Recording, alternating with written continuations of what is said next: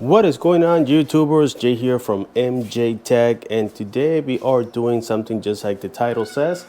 We will be hooking up the fog lamps or fog lights on the front side here of this Toyota Highlander 2020. As you guys can see, this is the base model, also known as the L model, and they don't come with the fog lights. As a matter of fact, the L model is the only one that doesn't come with the fog lights, but we're going to be doing something a little bit more than just adding the fog lights.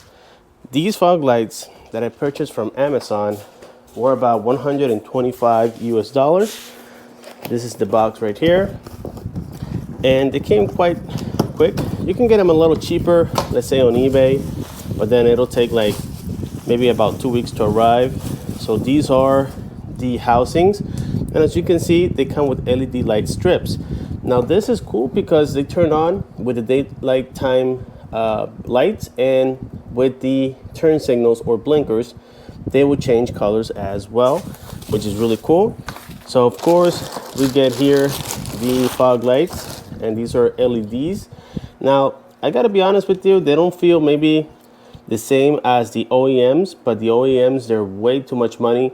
So I'm just gonna give these a little try and see how they perform. So we get the right and the left as well. So you get the next housing here for the fog lights. So this one has a harness, just like we saw with the 2018 Toyota Camry that I did about 2-3 years ago. So this is what controls these lights right here. And the fog lights, we had to run this wire from the outside to the inner side of the vehicle and do some connections. The only bad part about this setup is that they don't come with manuals whatsoever. They come with this.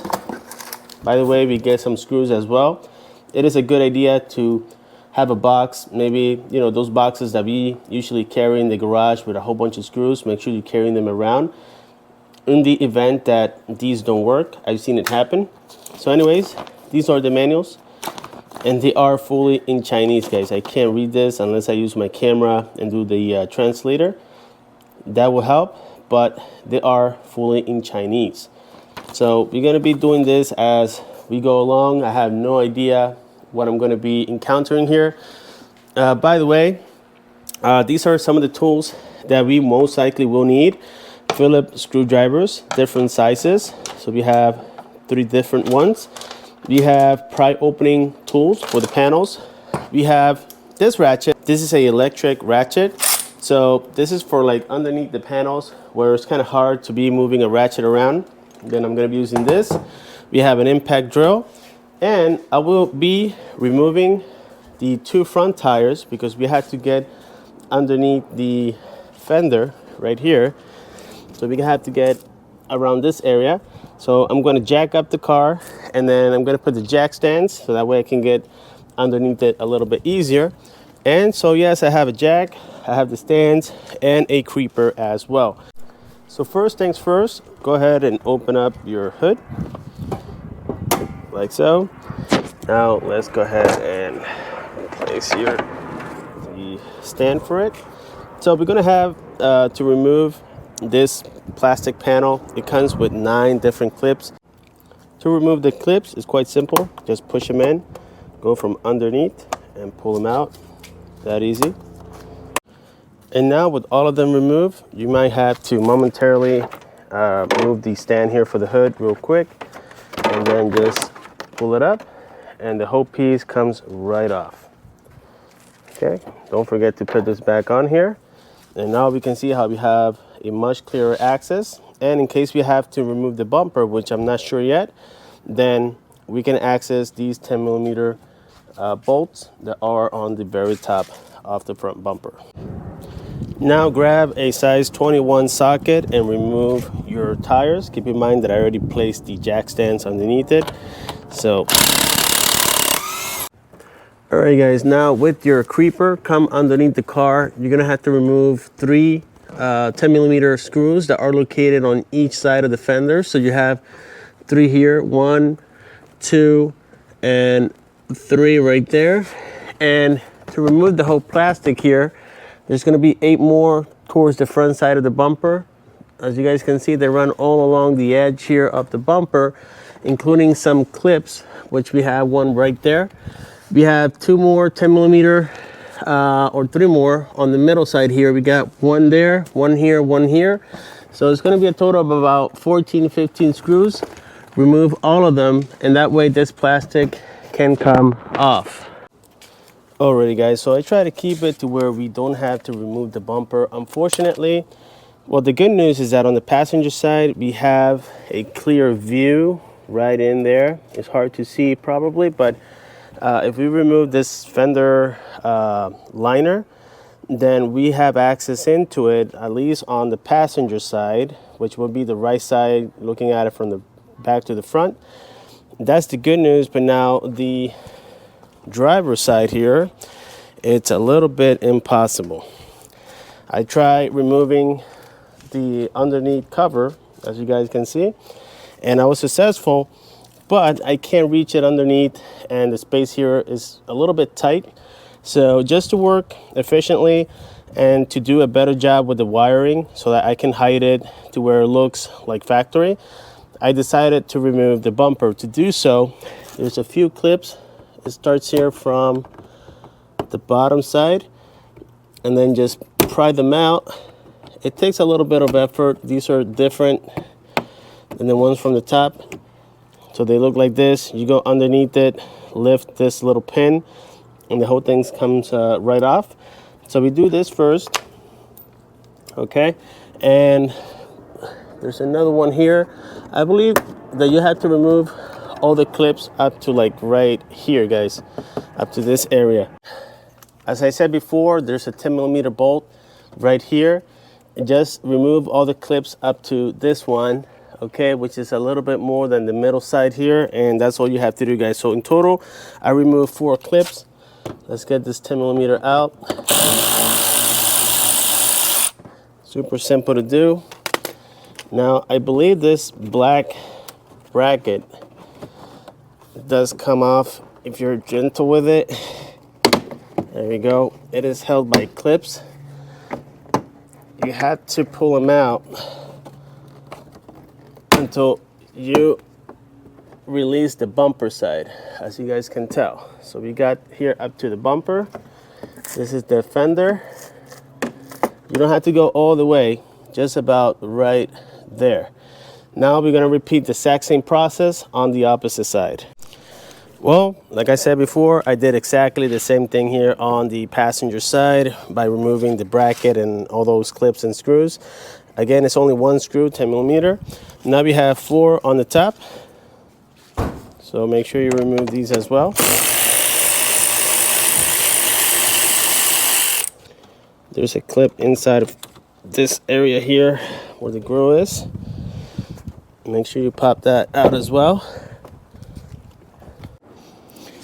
Well guys, for my surprise, I had to get a flat screwdriver, and it was quite easy to remove the clips on here. If you look right here, there are tabs, right? So you can see the tabs right there. What you do is very gently, you have to pry them from this little piece of plastic. You go like underneath, lift up, and it starts popping right out. After you do that, then you have your sensor here for the front bumper. It's only held by 1 clip. You definitely will need a helper like the one I have here, just because yeah, it's going to be hard to hold it with 1 hand and remove that clip. So let's go ahead and do that right now. There we go. It's coming right off, and I believe we got it. Let's check the other side here. Seems like this is tangled up somewhere. Let's see where it is. There's this little screw mounting piece of plastic that is also similar to a clip that needs to come off. There we go. You can see how tight this area is because we have the wiper reservoir right here, and then this is the transmission cooler. All right, now place your bumper on a secure place. As we can tell right here, we have a blanket just for the bumper so that we don't scratch the front side of it. Now we can remove here the factory housing for the fog lights, and it's held by 2 Phillips screws, and then the rest is going to be just 1 clip. Let's leave the screws right here. Press in this clip, push it in. The same thing here for the other clip, and boom, here it is, guys. Okay, we got 1 done, and now we can go ahead and remove the 2 Phillips screws. Got 1 here, 1 here. Press in the clips. You had 2 clips, and we got, this is the right side. We got to remove that as well. That easy, guys. Right now we have the hazard lights turned on, as you can tell, and both of them are working fine. If I turn off the hazard lights, then let's turn them off. There we go. So now if we do that, now we get the daylight running lights to come on. So a lot of you may question, well, how you did it. The first thing you have to do is remove the bulb. If you have the L model or the LE model, then you can just remove the turn signal bulb that is towards the middle side of the headlight assembly, which is right here. And this is the socket. Let's see where it is. Gotta be careful with this wire. So this is where the bulb goes, okay? And then you have 3 different colors. You have a dark green, a light green, and a black and white wire. So it goes into the dark green all the way to the left side when you're looking at it from the front. So the connection goes in like this. This is just momentarily. We have to splice the wire and get them soldered in there so that it is more like a permanent connection. And then for the other side, it's exactly the same thing. Just remove that blinker bulb, remove it, and then it's going to be again the darker green color towards the corner. So when you're looking at it like this, it's all the way to the left, just like on the other side. So if you look at the clip on the top, exactly like I'm looking at it, it's going to be that wire, guys. So again, we're going to be cutting this later and putting everything permanent. This is just for testing. Now, as per the daytime running lights, I took out just the bulb here on the side, which is this one here, just 1 bulb. And I hooked up, okay, as you guys can tell, this is the assembly right here. So the white goes, the white wire right here goes with the white and black, and the red wire, which is the positive, goes with the gray one, okay? Now you have 3 different wires. You also have a ground. The ground is right here, as you guys can observe. So you can do anything as a ground. For now, what I did is that I hooked it up here just for testing purposes, but we have to stretch out this wire more so that when I hook up the light bulb back in there, this is not going to be enough. But this is a great ground right here, and it's working just fine. It is a 10mm bolt, and this is holding the power steering fluid assembly, or the reservoir, excuse me. So just remove that 10mm, put in the ground, and that's it. So now we got, again, the daytime running lights. The blinkers are working. So at least we got that out of the way. Now we got to work on the actual fog lights, which they are right here, guys. Alrighty, guys, so this is what we have here for the fog lights. This is even easier than I anticipated. So this is the button that will get ran here along with the wire. This is going to be ran through the firewall, and then you're going to be left here with this relay. Okay, this is going to be on the outside along with this fuse. This is all going to be outside. So the way you plug this in is that the positive goes on the positive terminal of the battery. The ground, you can just find a ground anywhere. That's pretty much it, guys. It's just a positive and a ground. Don't forget to connect your relay, and then we're going to make all this look pretty. Now, I think that the positive, I'm going to try to connect it somewhere here inside of the fuse side. The reason, or the fuse box, excuse me, the reason for that is because I want the fog lights to turn off when the vehicle is off as well, to where if I forget to turn them off accidentally, I don't run out of battery. Right now, they both come on and the car is not running, as you can see, and they are working just fine. So This is a good idea before you connect the whole thing, because you don't know if they're working or not. So just make sure that you test them. Right now, here, the button, you can see they're both working just fine. So all I did again was connect the red to the positive terminal of the battery, the ground here, and then plug all your fuses. And it is that simple, guys. Now all we have to do basically is just hook up everything to the bumper, run the wires, and connect everything together. I think the hardest part will be maybe passing this through the firewall. I haven't seen a clear opening in there. We might have to remove the battery for this, but I'm not sure yet. Well, we are starting to install the fog lights, and for the fog lights themselves, you have to go from the back to the front. So they go in from this side, and then you have 3 Phillips screws, one here, and one here. And the same thing for the opposite side. Now for this here, for the front assembly, there's this little cap that you have to break it. You can do it with your hands, but then you have left these pieces of plastic, in which I will recommend using a Dremel tool to file it down a little bit, like so. And just do the same thing for all of them, so that it looks nice and clean.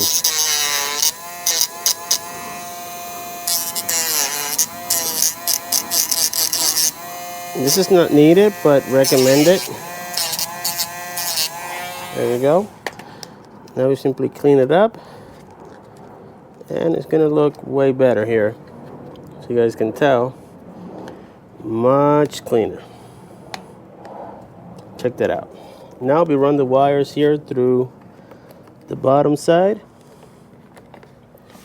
and insert it in with the clips, like so. There we go.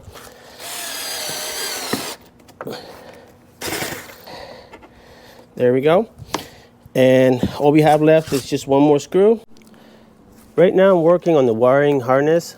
On this side, you guys can see that I ran the one for the daytime lights, and these are for the actual fog lights.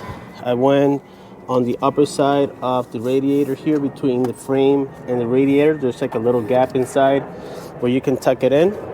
Then I zip tied it here to the factory wiring, and also the box, I left it underneath the intake assembly here. And then I have here the wires that will connect to the headlamp daylights. I have it right here. And also I still have the ground connected at the same spot. I have to remove that and reorganize it. But for right now, you guys can see that I did the same thing here for the driver's side. So all we have to do now is install that bumper and run the yellow wire on the upper side of the engine bay, and then we can start connecting all the wires together. But everything is coming along great so far, guys. So again, here we have the 2 connections and the 2 connections on this side. So it is time to hook up the bumper. As you guys can tell, I got everything hooked up on here. Keep in mind that for the new assembly, you have to get a longer screw for the bottom side, and the same thing for the other side. When it comes here to the passenger side daylight time light, as I explained before, we have spliced the dark green wires I explained before. If you're looking at it from the front with the clip on top, it's going to be all the way to the left. So I cut it, and then I use these self soldering connectors. They look like this. These are water resistant as well. So I use the red ones, and then the soldering part is on the middle, and then these 2 red seals, they shrink in to provide the waterproofing, so that way no humidity gets in there. There's a lot of methods that you can do this, but this is the most secure way to do it. Then you have or you will need a heat gun as well to connect the daylight time here to the side daylight bulb or harness. Well, this is what I did. I spliced the gray wire, And then I attach the red wire to the gray and the white to the white and black. And this is how it looks, guys, after you add those self-soldering connectors. Now we're gonna make this look pretty by inserting it in here. And after everything has been done successfully, this is what your ground should look like. Keep in mind that this bolt will be installed back on here. That's for the ground. And then this, I actually took it from underneath this chassis piece. You have to put it back underneath it. It makes it a lot easier if you take it out, because you won't have enough space from back here. So again, I'm going to retape this back to normality, and we will test and make sure that it works. Okay. Well, guys, before we reassemble the bumper, I already tested the daylight time lights, which are these, along with the blinkers or the turn signals, and everything's working great. So what I'm going to do now is reinstall everything, and also the fog lights. This is simulating that everything is connected and that the switch is inside. If I press the button, check this out, they came on. Again, this is a great way to test it. Make sure everything works before you reinstall everything, at least for the bumper side and everything that goes along with it. Well, guys, the night got to us, unfortunately. It is only about 6:30, but here in Florida, when the time changes, it gets darker a lot earlier. However, we got the wire for the switch to the fog lights. We got it ran here through the firewall. It was not easy, and there's only one way, unfortunately. I tried removing the battery. There's an opening up here right where the brake pump is. There's an opening up there. It is almost impossible to get it from the inside and also from the outside. So what I did is that I ran it here through this section where the fender is, and I got it underneath the fender liner. As you guys can see, there's already stuff that runs through here, like the hood latch wire, and I ran it through the hood latch wire, so you guys can see, and then I sealed it with this stuff right here. Okay, this is gasket maker sealant. I put a whole bunch in there, as you guys can tell. Let me try to get a little lower. I don't know if you guys can see that, but that's basically what I did. Okay, so I ran it through here. Okay, I had to get some of these clips out, and then finally I got it underneath this liner, which should be fine. There's no water that's going to get to it because of the liner, and it should be a secure installation. Keep in mind that those wires are also protected by this plastic or wrap, if you want to call it that way. And for the inside, this is what I did, guys. So the first thing you must take out is this piece, this trim, which goes right here. You have to take that out. Then there is a little plastic bolt holding this piece, okay, and which goes right about here like this. You have to remove that as well. All right, after removing that, there's a side panel right here that clips on. You had to remove that as well. And then finally you get the switch assembly out, which goes right here. You simply pop it out, and when you pop it out, the we call this the assembly for the vent will also come out as well. And so you have to have this clear like it is right now. This is the wire for the switch, in which now we're going to fish it through here to get it up here somehow, and then that way we can connect it to the switch. It wasn't easy, guys. The connection comes out of here. You're going to see the latch wire, and it's really easy. It's a lot easier than trying to get up there. That opening I told you guys about is right behind that vent in there, guys. It's almost impossible to get through there with all this stuff right here. So now that you guys know how to get that wire through, let's go ahead and reassemble everything, put the battery back on, the wheel, assemble everything, and we're going to see what the final outcome is. Well, this is the final outcome of those fog lights installation. I gotta say, they're not the easiest that I've seen, but they're not impossible. The two hardest parts was the fact that I had to remove the bumper. The second was getting that switch on the inside of the car. And of course, all the smudges and stuff like that, you had to clean your car afterwards. I just got mine detailed. But I have to say, it is 100% worth it. Right here, guys, you can see the lights looking at it from the very front. They are very bright as well, as you can observe right here. So we have the fog lights on and the daylight time lights as well. Now I'm gonna go ahead and show you inside what it looks like now with the switch installed. So this is the fog light switch right here, and I placed it right next to the automatic high beams, just because on the Highlander, this button here is for the trunk, and there's actually a harness for it already in there. So I am wondering what I need to do to add that feature to the trunk. This is the L model, so it doesn't come equipped with it. As I said, I had to take this apart, this, and I also took out this, which wasn't needed, but it makes it a little bit easier for you to fish the wire all the way through.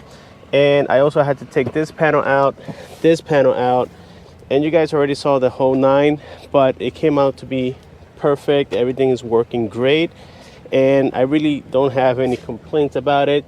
Let me go ahead and show you here the hazard lights, so that way you can see the pattern of how they look like. Check that out, guys. To me, that looks absolutely beautiful. Everything is working perfectly well. And let me show you something else here. I still have to manage the wires a little bit better on the inside. It got a little bit late yesterday, so I wasn't able to completely finish it. But as you guys can tell, the only wire that is shown right here as of right now is the red wire. Let me adjust my camera a little bit. There we go. So this red wire is connected to the positive. Now, I don't like this method too much because of the fact that having it connected here to the positive terminal, it lets those fog lights on. So if you forget to turn them off, your battery will drain. So I'm going to try to see if I can find something inside of the fuse box where I can attach it to. That way I don't run that problem, and every time I turn off the vehicle, the lights turn off as well. And the rest is completely hidden, guys. You can't see it at all, even if you look for it. So it came out to be a pretty clean installation, with the exception of this red wire, in which I'm going to manage it later to hide it completely so that everything looks even cleaner. So there we have it, guys. Successful installation. I would say that in terms of difficulty, I would say it's like a 7 out of a 10. It is doable, but you need some tools and you need to be mechanically inclined as well. With this being said, let me know what you think down below.